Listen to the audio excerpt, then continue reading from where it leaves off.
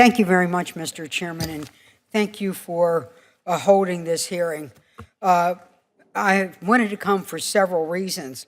One, of course, is our responsibility to do due diligence on these budgets, but also to thank the men and women at this table and the people who work at the agencies that they're the executive leadership of.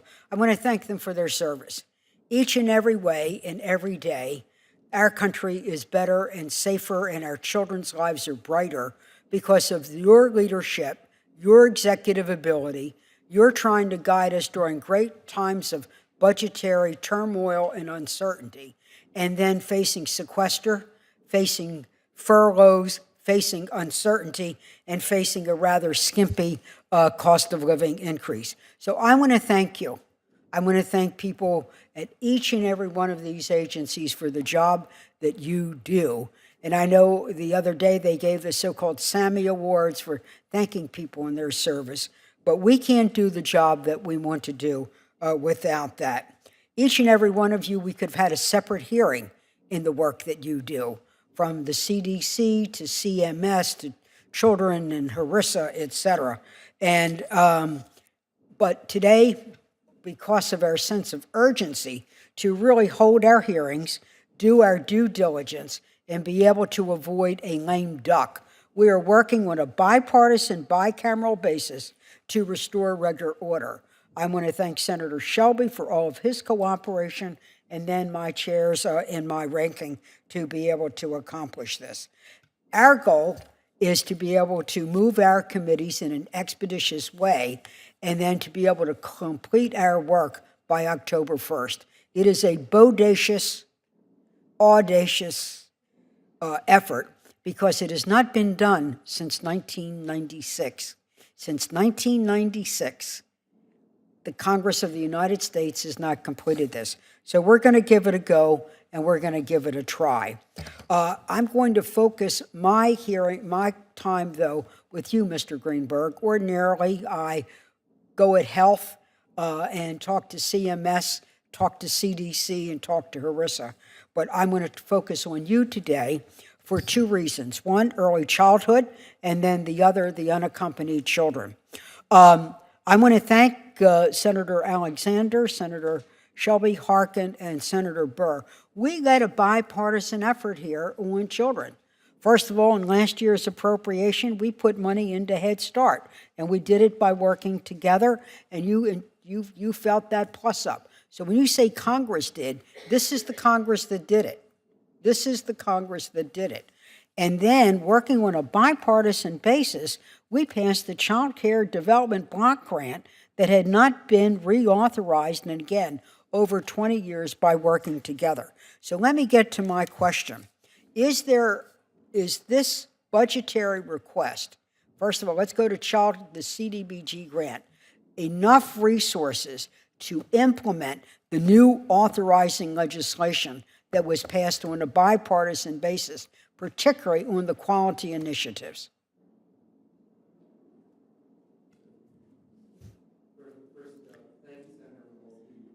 Thank you, Senator. There you go. Yes, thank you, Senator Mikulski, for your comments. And I first just want to recognize how much we appreciate the bipartisan support in the appropriations process and the. We appreciate the thanks, but I've got 5 minutes. Okay, okay.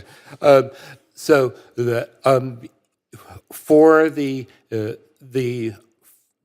requirements of the bill that would strengthen health and safety and strengthen consumer education and strengthen a number of other aspects of state performance. States, if their funding is limited, states will need to make judgments within their block grant funds around prioritizing. But I'm getting lost here. Do you have the money or don't you? I mean, is this enough or not? The budget request that the administration made was one that was recognizing the importance of additional funding for childcare, both for access and for quality. It is But it's also tight. it But is it's also a tight. budget request that is that is necessarily constrained by the figures that we're operating within. Could we go to the Head Start program? You say the additional $270 million will maintain current service levels. Now, we love the president's new initiative, but what we feel right now is we've got to keep going that which we have, where it's not where we don't have new programs, new regs, new compliance standards, but keep that which we're doing. Now, is this Spartan, skimpy, or do you think adequate? Because there's a code word here, to maintain current service levels. I'm concerned about this, that it's not really enough. And again, there's strong bipartisan support for Head Start here. Well, And I might say on the other side of the dome, too. sure. And in the Head Start request, we did structure it in order to maintain current services. Certainly, to go further than that would have required additional funding, and we were constrained in what we could request in discretionary funding. So what I hear you saying is that what we're doing here is good, but it's going to be barely enough to meet that which we already have on the books. I'm not trying to put you on the spot. Sure. So let me then go to unaccompanied children. I am really frustrated about this. Colleagues, I would really ask you, knowing your concern both as senators and fathers and so on, we have children pouring over the border from Central America. These are unaccompanied children. We have like boat people, but they're border children. They're pouring over the border. The numbers are escalating. When they come over, HHS picks up these children. We don't want to warehouse them. We try to put them in foster care. They're being sent by their families to escape the violence in Central America. There was a little girl from Ecuador who, when she was moved to a shelter, hung herself in a shower. And she had been on the road all by herself, and she was 11 years old, and she'd been on the road for 2 months. Now, Sebelius called me when I was doing the omnibus, asked for more money because they didn't have it. They underestimated the numbers. So we put more money. Barbara Mikulski, a social worker, working with Richard Shelby, who was not going to leave children warehoused in Quonset huts. And I must say, Hal Rogers and Nita Goey, we put the money in. Now, I've been saying to the administration, tell me what you need, and don't stick us with the bill at the end. And I feel that you're not telling me what you need.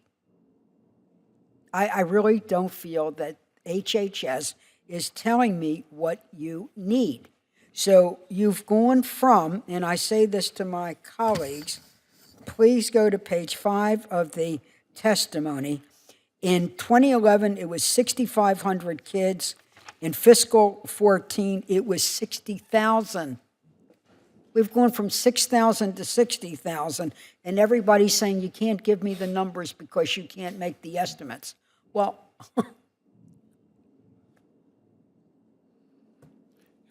so what do you think? So as I'm not going. I'm taking this up to Sebelius. I've taken it up to Burrell. I'm taking it to John Kerry. I had Senator Harkin's done the same. I know I have the support from the men. We just need to know. We have to look out for these children while we work on root cause. I've been down the root cause before. While we're working on root cause, we still have thousands of unaccompanied children whose parents paid coyotes and so on to bring them over the border to safety. So as you indicate, Senator, the numbers have gone up very dramatically over the period since 2011, and the numbers continue to grow. The children are principally children from Guatemala and Honduras and El Salvador. The best indications are that there are a mix of reasons, that the violence that is occurring in these countries appears to be a significant contributing factor, as additional factors are economic conditions and, in some cases, family reunification. So there are a set of reasons, but the numbers do continue to grow.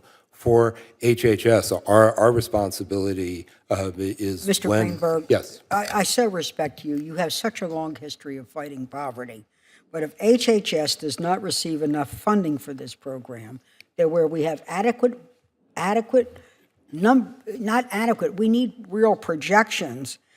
The Department of Homeland Security could end up holding these children in cells intended for adults unless we come to grips with what are we going to do and how we're going to bridge this while we're looking at the root cause. So I don't want to take the time of my colleagues. Members have been waiting patiently. Senator Harkin did this. I'm going to stop. But this is a humanitarian crisis. And we have to go to the edge of our chairs to at least get the estimate for fiscal 15. Thank you, Mr. Chairman. I just felt the committee needed to be aware of this because this is not only a funding problem, it's a humanitarian crisis, but our failure to appropriate could exacerbate the humanitarian crisis. Senator Mikulski, thank you. So I need numbers, and thank you very much. My time's up.